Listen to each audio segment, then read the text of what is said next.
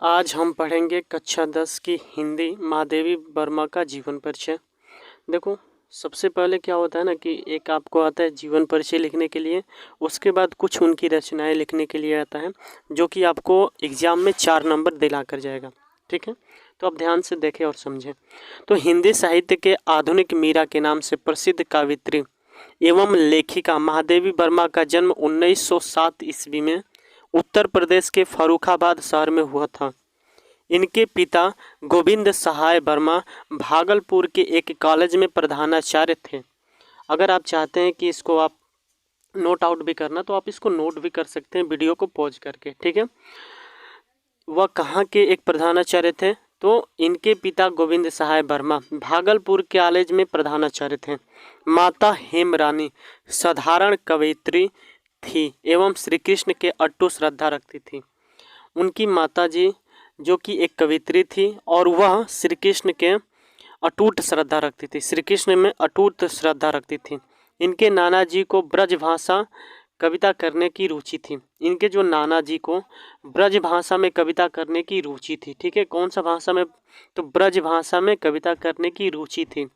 नाना एवं माता के गुणों का महादेवी वर्मा पर बहुत गहरा प्रभाव पड़ा। इसीलिए कहा जाता है कि बच्चों को अगर अच्छा ज्ञान देंगे और अच्छे माहौल में रखेंगे तो बच्चे उसी तरह बड़े होते हैं। तो महादेवी वर्मा के माताजी और उनके नाना दोनों चूँकि कविता करते थे और दोनों श्रद्धा रखते थे, तो इसका प्रभाव महादेवी वर्मा पर भी पड़ा।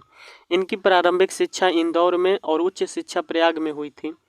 9 वर्ष की अल्प आयु में इनका विवाह स्वरूप नारायण वर्मा से हुआ, किंतु इन्हीं दिनों इनकी माता का स्वर्गवास हो गया। ऐसी विकट स्थिति में इन्होंने अपना अध्ययन जारी रखा।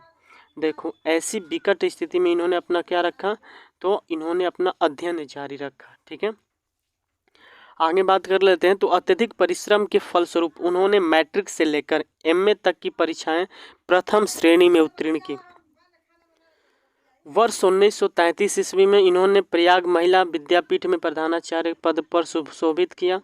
इन्होंने लड़कियों की शिक्षा के लिए काफ़ी प्रयास किया और साथ ही नारी स्वतंत्रता के लिए ये सदैव संघर्ष करती रहीं। इनके जीवन पर महात्मा गांधी का तथा कला साहित्य साधना पर रविंद्रनाथ